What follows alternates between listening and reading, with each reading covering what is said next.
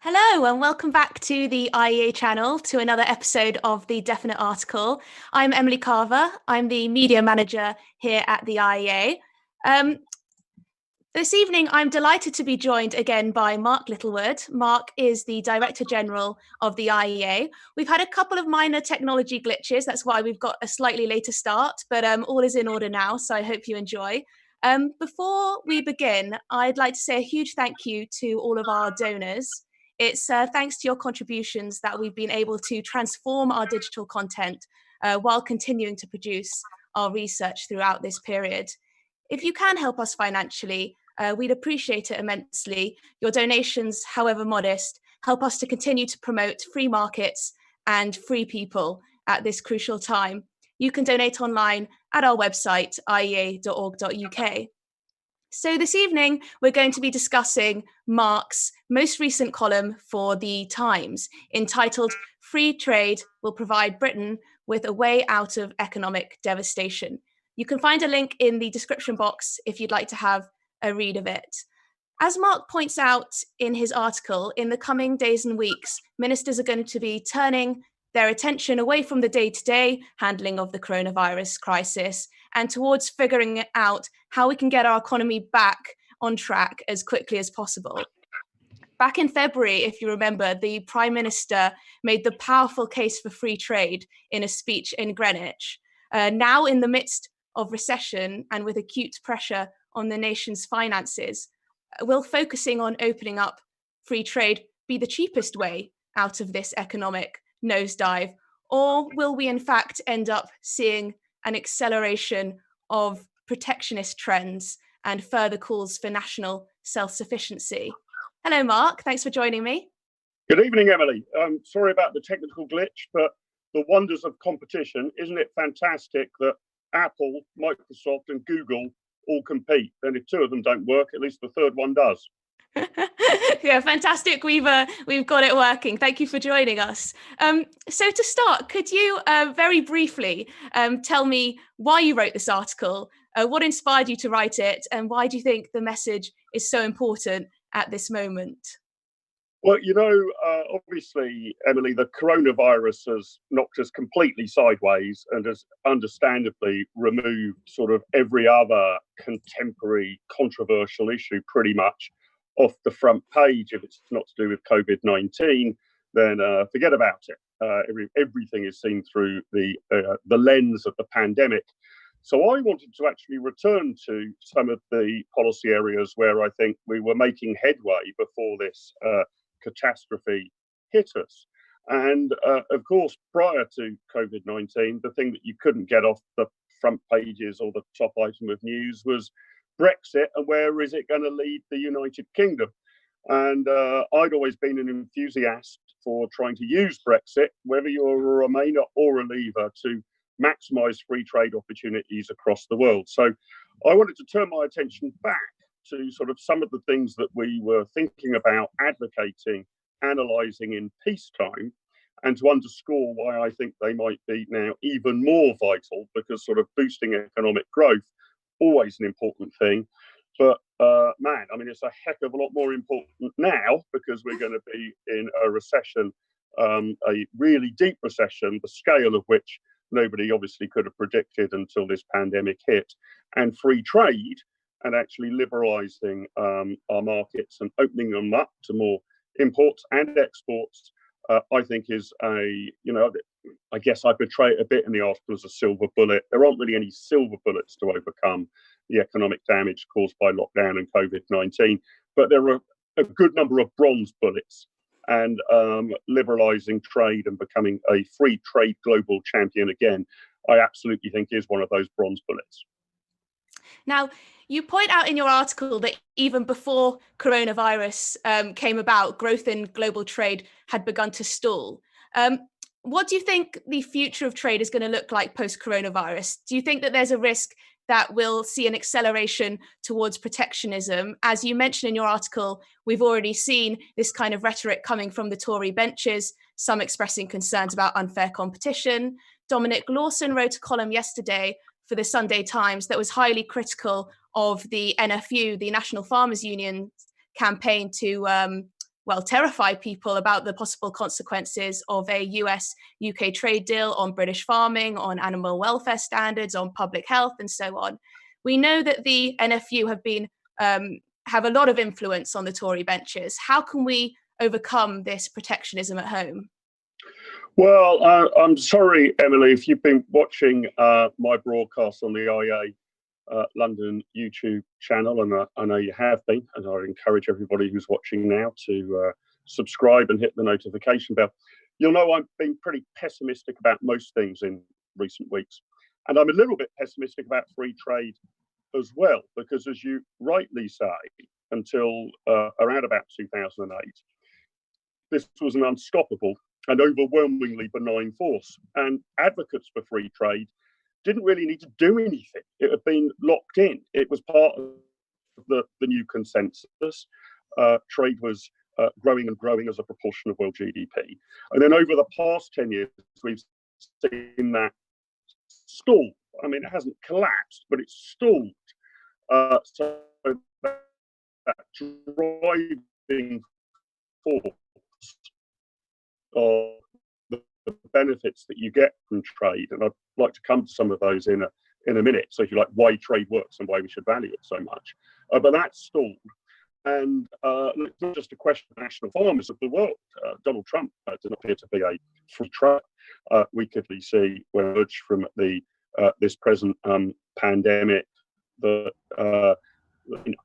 so in general, I think the political backdrop, not just on the conservative benches, but across the world as a whole, could well see trade begin to diminish as a proportion of global GDP. So another reason for writing this article is those who can see the merits of free need to get, we sort of assume that the case for free trade has been overwhelmed one. And in the last 2 or 3 years, that clearly has not been the case. And the age-old arguments over and over again in the protectionist versus free trade argument, and it's the same interests over and over again, that if you are and this won't be true of all British agriculture, by the way, but to use agriculture as an example, as a hypothetical example, if you are an inefficient domestic farmer in any country, not just the United Kingdom, then you are motivated to want to keep out higher quality and or lower cost products from across the globe. And you also have a very concentrated interest. So the producer interest is extremely concentrated. You know, there are nothing like as many farmers as there are people who eat food, but people who eat food consider that as just one element of their day-to-day lives and are not necessarily motivated to get out on the streets, lobby, organise, campaign their MP if the price of their food goes up £1 a week. Whereas the interest of the producer is much more intensely felt by a smaller number of people. So they tend to be much more effective lobbyists, producers, rather than consumers. And as you rightly say, we've seen that here, that the argument has been that we need to protect British food standards. It's always done as under the guise of quality. You know, we can't have all of this cheap American muck pouring into our market. We've got to make sure to the highest standards. Look, I'm not suggesting that the UK abolishes all food standards, probably abolishes some of that, anybody noticing. But I am suggesting that questions of quality and marketplace, you don't need to erect and shouldn't erect regulatory barriers about that. I mean, you might well consider that a Lamborghini is a much higher quality car than a Skoda. But that's not a reason to ban Skodas. It's a reason to charge more for Lamborghinis. And if you want a very high quality product like a Lamborghini, it's going to cost you an absolute arm and a leg. If you're willing to make do with a second-hand Skoda, it's much more affordable. And I think that the same should apply to trade. For those that are claiming that they wish to uphold quality standards, in very many cases, that's simply a proposition in the marketplace. And if people actually think, for example, that British lamb is nicer and tastier than New Zealand lamb, or maybe more ethically produced, then I think in many cases that's a question for the consumer to decide when they go and do their shopping, in the same way that it's up to a driver to decide whether they want to buy a very high quality car or a very low quality cheap car. So why are the benefits of free trade sometimes overlooked? Why do forecasts tend to underestimate the economic benefits? Your video has gone a bit funny, so I think we may be bringing... I think we're going to be moving to Syed Kamall, who's here, because Mark's video was getting a little bit touchy. I'm sorry if you couldn't hear what he was saying all through that. Syed, are you there? Syed's not there. I think Mark's still there, though. You're back. You're back. Loud and clear? You're back. You're not very loud and clear, no. I think we'll wait for Syed to come on. I am here. I just need to unblock my video, as it were. That's okay. If the host could do that. Sorry, guys. We'll be back on track in 1 minute. Mark's having Wi-Fi issues, I think. But we've got a question already, which will be quite interesting to ask from James Bartholomew. But we'll wait for Syed to come back on for that. In the meantime, please do like, comment, subscribe. We have lots of videos coming out every week, once a day, which is fantastic. Hopefully we'll have Syed Kamall. He is our research and academic director and was a former MEP. So he'll be online very shortly once he's got his video, connected. So in today's video, we're talking about Mark's latest article. Here we are, Syed. Hello. Thank you. Sorry for that little short interruption. That's what I'm the backup. You dramatically changed. Yeah. Nice to see you, Syed. Thank you. Thanks for asking me. Did you hear what we were talking about? Did you hear our discussion? Yeah, I heard quite a lot of it. I heard about the issues about why it's difficult to sell free trade, about the NFU. I think one of the issues we've always got to realise is that if you look at the political economy of free trade, that what tends to happen on free trade, you tend to get concentrated losses and dispersed gains. And those people who gain are much wider dispersed. They don't get together and all say, free trade's great. We've all benefited from it. We've got cheaper clothes or cheaper products, or we've got more choice, more access. We don't have to rely on just one supplier. Whereas the people who lose out tend to be together or in the same industry, and they will lobby. I remember last year when the British government was talking about perhaps unilaterally getting rid of 90% of our tariffs. I remember a BBC economics editor came up to me and gleefully told me, he said, well, if you have unilateral free trade from the United Kingdom, there will be people who protest. And I cannot wait to get out there and interview farmers and producers from other industries who will lose out from competition. So we all have to be aware of the political economy of international trade. Yeah, definitely. Talking about unilaterally eliminating our tariffs, what would the benefits be of that kind of approach as opposed to forging trade deals? Well, what tends to happen with trade deals is that you don't really have pure free trade agreements. Businessmen and women like to trade with each other and consumers like to buy goods. Trade negotiators like to negotiate. So if you look at a trade agreement, it's not a simple piece of paper that says, you open up your market and I'll open up mine. What it tends to be is something called a preferential trade agreement, where you look at sector by sector and you have sort of quid pro quo and you have trade-offs, as it were. So you have some sectors completely open and other sectors where you kind of manage trade. Now, if you have unilateral free trade, what will happen is that consumers in the UK would benefit because they would have lots more choice. Yes, you would have different standards, but consumers would pretty soon quickly realize which products were of the lowest standard, and they themselves would make that choice between quality and price, and standards and price. And many consumers are quite happy to pay a little bit more for quality, but there will be some who say, the price is more important to me, and I'll buy products of slightly less quality. And as long as it's safe, then we should be welcoming that, because it gives consumers real choice and more decisions on how to spend their own money. Is the idea that other countries would then see the benefits and then replicate that themselves, so they'd open up their trade in that way too, and would not parts of the economy suffer as a result? And you're absolutely right there. The hope is that other countries would also see the benefits, but they may decide not to see the benefits. In that case, if other countries decided not to open up, who would benefit most would be UK consumers, because they would have choice to products and services from around the world. The downside is that it weakens your hand in trade negotiations. In one of my very first meetings of the European Parliament International Trade Committee, I remember making a speech where I said, what the EU should do is get rid of all its tariffs on agricultural produce from products from developing countries. That's the best way of helping farmers and others in poorer countries to be able to trade their way out of poverty, sell their products, and give consumers over here choice. I remember one of the trade negotiators came up to me and said, "Oh, Monsieur Kamall, you don't understand. The problem is, if we do that, we lose our bargaining chips." And so sometimes what we forget is that a lot of these tariffs that we keep them as bargaining chips to negotiate away in future trade talks.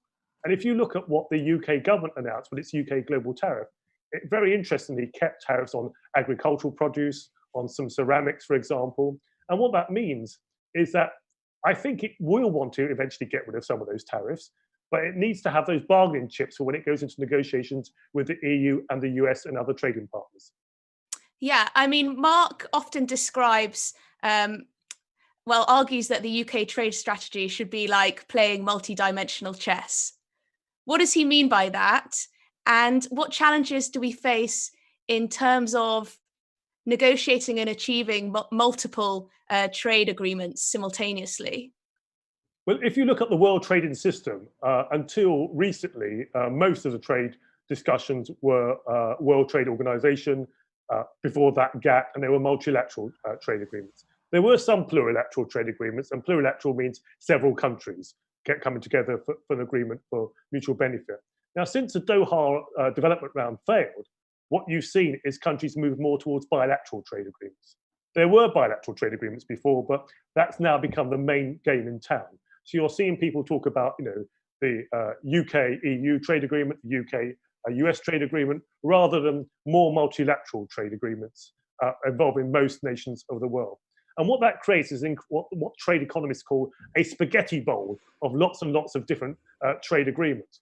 And so the UK will not be negotiating at one table with the rest of the world. It will be negotiating with lots of different trade partners at the same time. And there'll be some things that it gives away in those trade agreements, or the trade partners give away, that other countries will look at and say, hey, we want that too. Or there might be conflict. So a quick example of this was when the EU was negotiating the trade agreement with Singapore. The EU is very keen on something called geographical indicators, which is, you only if your product is from that area can you use that name. Things like, Melton Mowbray pork pies, Parmesan cheese, feta cheese, for example. Now, the US is very much against, or was very much against, these geographical indicators, because it felt, well, look, people are smart enough to know whether it's feta cheese from Greece or whether it's feta cheese from Australia, for example, and they'll pay more for the genuine feta cheese. And the US tried to lobby Singapore not to sign up to geographical indicators in the trade agreement with the EU. So that's what you mean by multidimensional chess. Sometimes you're negotiating agreements, but there are other countries that if you negotiate that agreement with, they will either not want to see that agreement or they will want to see a similar agreement. Now, Syed, James Bartholomew has asked in the live chat, do you have any idea what the national debt as a proportion of GDP will be at the year end? No, any ideas? I have no idea. There are a number of forecasts out there at the moment, but what I can tell you relevant to this discussion is in terms of global trade, and particularly global trade volumes. The World Trade Organization actually did a forecast on how they think COVID would affect global trade. And they have predicted that that global trade in goods, not services, is expected to drop by between 13% and 32% in 2020 as a result of the COVID-19 pandemic. And then they've also, in their forecasts, they give you two scenarios, an optimistic and a pessimistic scenario for bouncing back. But it's really interesting because the last time we had a disruption to trade was the financial crisis of 2008. And even though trade volumes bounced back, they bounced back at a much shallower trajectory and grew far less than they were before the financial crisis. Now, Mark mentions in his article that we've seen lots of politicians calling for more national self-sufficiency off the back of this crisis. And of course, there have been calls for the West to become less dependent on the likes of China. Do you think that instead of liberalization, we could end up seeing more barriers put up for political and geopolitical reasons? Yes, as it happens, I've been writing a briefing paper for the IEA, which will come out very soon, I hope. Excellent. Which is about how trade will recover post-COVID. And there are a number of issues that I think will affect the recovery of trade. One is perception and confidence. So the longer the lockdown goes on, and maybe if there's a second wave, that means the rebound will take longer and it will be weaker.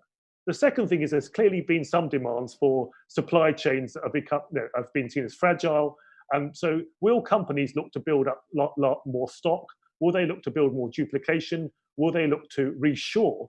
Now, reshore is not as easy as people think, because there were good reasons why companies outsourced productions to global supply chains. It could have been cost of wages, it could have been other costs, it could have been industrial relations, it could have just been quality, but there may well be some demand. And let's not forget that before COVID, we were already seeing trade tensions. In fact, global trade volumes actually fell slightly in 2019, even before COVID. And we know the reasons for that. President Trump, before he came to power, was already talking about how he saw the world trade system as unfair. He's renegotiated NAFTA, the North American Free Trade Agreement. He pulled out of the CPTPP, the Trans-Pacific Partnership. And clearly, China's behavior during the COVID crisis, whatever you think, whether it's deliberate or whether it's accidental, clearly there are concerns about China, and there will be pressure to be tougher on China, and even consumers themselves may well respond. And on top of that, I think the last factor we shouldn't forget was that there were lots of concerns about environmental factors, and there are a number of people already saying that they wanted to buy more locally produced products. They didn't want to be importing food from halfway across the world. So all these factors taken together may well inhibit future trade. I suppose one last thing is technology. 3D printing is forecast to have an impact on global trading goods in the future as well. Sorry, I get enthusiastic about this. No, that's okay. That's okay. I was just going to come to a question from the live chat, but I just wanted to pick up on one thing that you mentioned. You talked about how coronavirus has revealed the fragility of some of our supply chains. From where I'm sitting, and in my view, it appears that they've proven themselves to be remarkably robust. Would you not agree with that? Oh, yes. I mean, I think certainly for the private sector, and I think that's a really interesting thing for supply chains. It's interesting that the supermarkets, for example, have recovered very quickly. The first few weeks, people couldn't get hold of loo paper and other products. On the whole, most people can now get hold of products. It may not be exactly the same brands, but it shows how robust and actually how our supply chains have been. But you've seen other stories, particularly the state sector, where and the NHS, for example, and Public Health England, and the way they've acted in trying to secure supplies of, for example, PPE equipment and others. So maybe it is an issue, as the IA would probably say, of the difference between a more efficient private sector responding to market signals and prices, and a sort of more slower state sector. But I think that's quite clear, and it's not as fragile as was originally predicted at the beginning of the crisis. Yeah, it certainly looks that way. Now, I think we've got the fourth round of EU-UK trade negotiations starting tomorrow, I believe, to go on for the rest of the week. And we have talks with the US ongoing. We've got a question from the live chat. Which trade deal would you like to see the UK striking first, and why? If possible, and if the US could do it, I'd like to see the US, because clearly, as Mark was saying, referring to an earlier question, in terms of multi-dimensional chess, it gives you leverage in your other trade agreements. Now, there'll be some other trading partners who've been saying to the UK, they are actually waiting for us to sign the EU-UK trade agreement, because that will determine a sort of agreement that they sign with the UK, because they've already got a trade agreement with the EU. But I think in terms of leverage, I think it would help us to get a UK-US agreement. But remember, these are negotiations. They're going to be tough. and therefore none of these are necessarily very easy. Yeah, of course. We've got another question from the live chat. This is Hilda Ross. He asks, has coronavirus got the potential to turn into another financial crisis? Well, interestingly enough, the World Trade Organization figures that I quoted do compare the impact of the current pandemic with the impact of the financial crisis. And if I remember correctly, looking at the graph, when trade volumes dropped, they dropped to almost they dropped by almost about I think about between 10 and 20% in 2008, 2009. Whereas they could well drop by far more, depending on how long it takes us to emerge from lockdown. Now, we think we're emerging from lockdown at the moment, slowly, but what if there's a second wave? And we've seen in some countries where they've opened up, that, for example, they've had to close schools again, for example, because there have been more cases. So it really depends on how long the recovery is. Yeah, just coming back to another question that we've got that sort of ties into that. Which European country's government do you reckon has had the best economic reaction? That's from David Mears. I mean, I think it's too early to say, but I know you want an answer, David, so I apologise if I'm trying to avoid it. I think it's really, I mean, we won't know. It's in some ways, it's actually too early to tell. But I think the comparison to look at are countries such as, for example, Sweden, which went along a different route, not its intense social distancing and lockdown, and went along a different path, and also countries such as Germany, where they have a far more decentralized approach and left it up to individual Länder, for example, to decide. I do think it's too early to tell. And while we may be critical of our own governments, and all governments should be held to account in this particular pandemic, it's interesting that when you speak to your friends from other countries, they're equally as critical of their government. So at one time, I think we were being compared unfavorably with Germany. And then you saw a lot of Germans write in and say, actually, I admire the way that the UK's done it, or I admire the way that other countries have done it. So I think most governments have tried their best, but it's really too early. It's really too early to tell. But I think the interesting experiment will be Germany, given how decentralized they are. Yeah, I think we've certainly had one of the most generous schemes out there, definitely, I think, if not the most.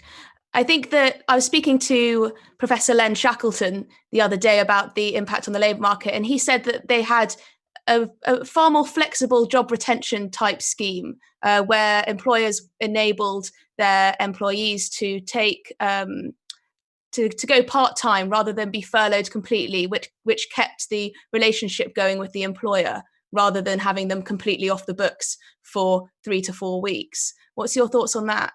I think with hindsight, I think Len's absolutely right, because what we got used to was a scheme where effectively companies and organizations could say, hey, we don't really have to pay these guys very much. I mean, of course, they were facing problems, economic problems because of the lack of demand, and you've kind of disconnected that, that social contact, but also that connection with work.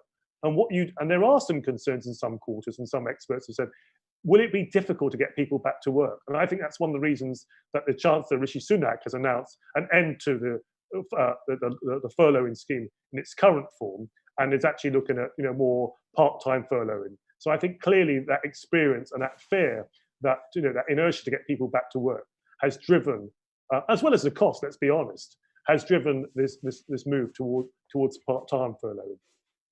Now, the topic of this conversation was, of course, free trade, but Alexander Tamerko wrote for the IEA blog today.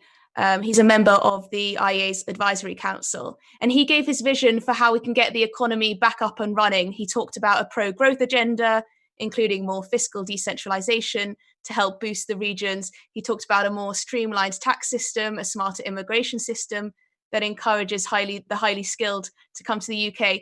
Do you see these kind of measures going hand in hand with liberalizing global trade? What else can we do to boost our economic recovery? Well, of course, I'm the academic and research director of the IEA, which is a classical liberal free market think tank. And of course, I would agree that we should be liberalising as much as possible. And it's really and what you've got to free up the supply side, and the supply side leads to more growth, and that more growth will mean that people paying taxes will pay more money into the pot that is used for government spending. So of course that's what you need to do. And it's difficult enough as it is with the economy being locked down. Of course, there will be a bounce back as soon as economic activity starts up again. But I think all of the above, even before the lockdown, when you think about the general election at the end of last year, a number of people voted Conservative in that general election, not only because of Brexit and because of fear of Jeremy Corbyn, but I think they were genuinely fed up of of effectively what they call that sort of blue wall, red wall, and they wanted to see more enterprising solutions for their areas. It's interesting when you talk to some of the newly elected Conservative MPs. Many people were tempted to say, "Oh, does it mean that you need a Conservative government who basically is Labour light? It basically tries to run socialism better than the socialists?" Or as Friedrich Hayek wrote in his foreword to The Road to Serfdom, to the socialists in all the political parties. And what's interesting here is when you talk to some of those MPs, they say, no, it's not like that at all. People want to be liberated. They want to be freed up.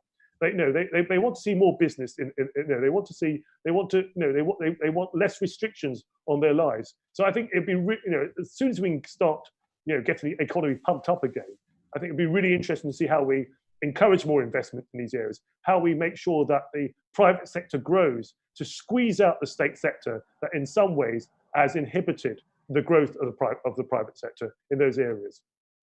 Now, before we finish, we've only got a couple of minutes left. I just wanted, we've got a couple of questions about the practicalities of getting the trade deals done. We've got one from Chris Snowden. He says, what does the panic about chlorinated chicken tell us about the difficulties of getting trade deals done in practice? And another from Classically Liberal, I'm not sure who that is. Will the British public really get behind free trade if it means industries such as steel are allowed to decline and go extinct? Do you have some thoughts on either of those or both? I do have thoughts on both. And what tends to happen with a lot of trade deals, because negotiators like negotiations, is that you get caught up in the sort of technical detail. I remember whenever I was asked about chlorinated chicken, I was given a talk. I'd ask people in the room, how many of you have been to America? And quite a few hands will go up. I say, how many of you have eaten chicken in America? And quite a lot of hands will go up. I say, how many of you are dead? There might be one or two people in the room who were, but and I think what it comes down to is its outcomes and safety. And the question that a lot of people, my American friends say is, well, if you don't wash your chicken with chlorinated water or whatever, how are you cleaning your chickens? And there was a huge debate between American and EU negotiators about which method is cleaner. So surely it's about outcomes. Surely it's about making sure that you've got clean chicken. But I think the NFU and other protectionists like the NFU, and don't forget the National Farmers Union has a long history. They used to come to Brussels when I was an MEP, and they would lobby all the time for protectionists. They weren't really free traders, so I think it's they will hide behind anything that they can. Now the other question about trade was, you're absolutely right. When people see losses, they focus on the losses rather than the gains. And I think one of the things that we have to do more of is it's sad, if we had a sort of modern trade union movement in this country, what they would do is when factories close down, they would go in there and help those people retrain. They would offer them grants, and they would offer them reskilling. But what they tend to do is protest against those closures, rather than preparing and reskilling workers for future industries. As Len Shackleton has written, there is not a fixed set of jobs. What happens? Jobs are lost all the time and new jobs are created. When you see employment growth, it just means that more jobs are created than are lost. And so the economy is constantly changing. New industries appear, old industries disappear. And we've got to look at ways to constantly retrain those workers who lose out when old industries die. But don't you think that there might, just before we finish, but don't you think there might be a case for having some national strategic industries in this country? Or do you think that that's blown out of all proportion in terms of the national security question? I think at times, for example, times of war and secure supply, they're clearly there clearly are times. Now and there's a whole debate on this between economists. Some say, for example, particularly raw materials and things like coal, etc. Surely it's better when it's economically less profitable to mothball some of those and bring them out for storage. Now with steelworks, that's obviously more difficult. So if it was not economically viable to have a steel industry in this country, then the government, you can imagine, would be planning, driven by Ministry of Defence considerations, whether they have strategic suppliers that they could call upon in other countries in terms of need. And that would be a sort of holistic way of thinking about it. But what tends to happen as well is that we forget steel is not a uniform product. There are different types of steel, and there are different types of steel along the value chain. And whereas we might give up on sort of some certain types of mass-produced cheaper steel, in terms of some of the value-added steel with more efficient, smaller steel mills, we might still be able to, those might still be economically viable in the United Kingdom. Now, do you have 2 more minutes? Because we've got a couple more questions. Is that okay? Yeah, absolutely. As long as the viewers are okay, I'm okay. Yeah, there's some still people watching. So if you've got any questions, please do put them in the box. We'll probably finish in the next couple minutes. We've got one from Glyn. He's asking that Mark's article talks about the key role Liz Truss is going to play in striking trade deals. What help does she need from Boris to ensure she's free to do this? Well, I mean, Boris has to be quite clear, as he said in the speech that Mark referred to in his article, that Boris has to be quite clear and set the marker that the UK is going to be a beacon for global trade and free trade. And, and it has to stand up to some pretty tough voices. Now, what's interesting is since Boris has become Prime Minister, the UK has taken a much tougher stance in negotiations with the EU, whereas Theresa May previously simply rolled over, or gave the appearance of simply rolling over and letting Barnier and the EU set the agenda. David Frost has taken a much tougher stance. And I think the announcement of the UK global tariff, don't forget before that announcement, as part of the EU common external tariff, only 47% of imports were tariff-free from outside of the EU. Now with the UK global tariff, that's moved up to 60%. And that sends a signal at a time when the US and the EU are moving more towards protectionism, that the UK is going to stand up as a beacon of free trade. And it's not important only for the UK, it's important for the global trading system around the world. Yeah, definitely. Do you think someone's written in the box, no deal is for us? Do you think that we may be heading towards a no deal? Well, I think we always have to give that impression. One of the weaknesses of our last negotiating team before Boris is we never gave the impression that we were prepared to walk away from the table. When I was a member of the European Parliament and I used to negotiate with the European Commission and the European Council, representing the 28 governments, there were times when I walked away. And sometimes we would be called back a couple of months later and we would start renegotiating. And we never gave that impression. And it's really important that we continue to give the impression that you are prepared to walk away. And sometimes that's a much better way of getting a deal rather than some sort of fudge. I would certainly agree. On that note, thank you very much for joining me, stepping in at the last minute. Thank you. I hope if you were watching from the start, it didn't bother you too much that Mark had to leave because of technical difficulties. Thanks, Syed. Thanks, Emily. Thank you. Syed is the academic and research director at the IEA.